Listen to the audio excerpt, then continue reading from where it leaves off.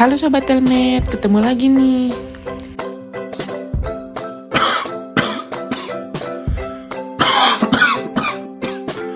Sobat Telmed, ada yang lagi batuk nggak nih?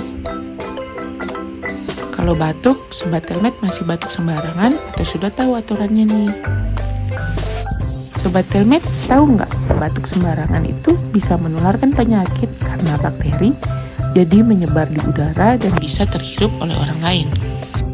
Terus gimana dong?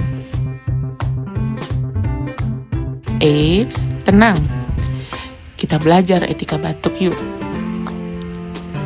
Etika batuk itu apa sih? Etika batuk merupakan tata cara batuk yang baik dan benar untuk mengurangi penyebaran penyakit yang dapat menular melalui percikan air yang keluar dari batuk ataupun bersin.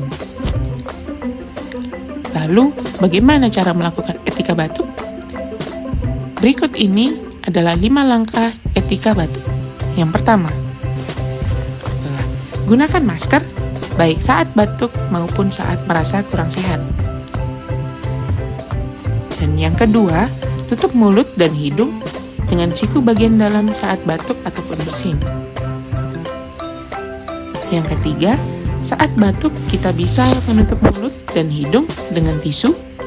Dan selanjutnya, jangan lupa membuang tisunya di tempat sampah ya.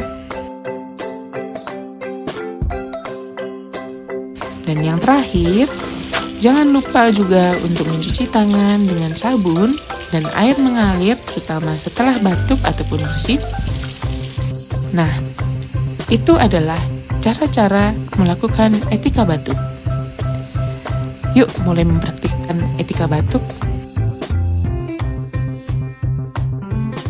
Jangan lupa di-save videonya dan dibagikan ke teman-teman supaya kita bisa praktekin bareng-bareng. Terima kasih semuanya.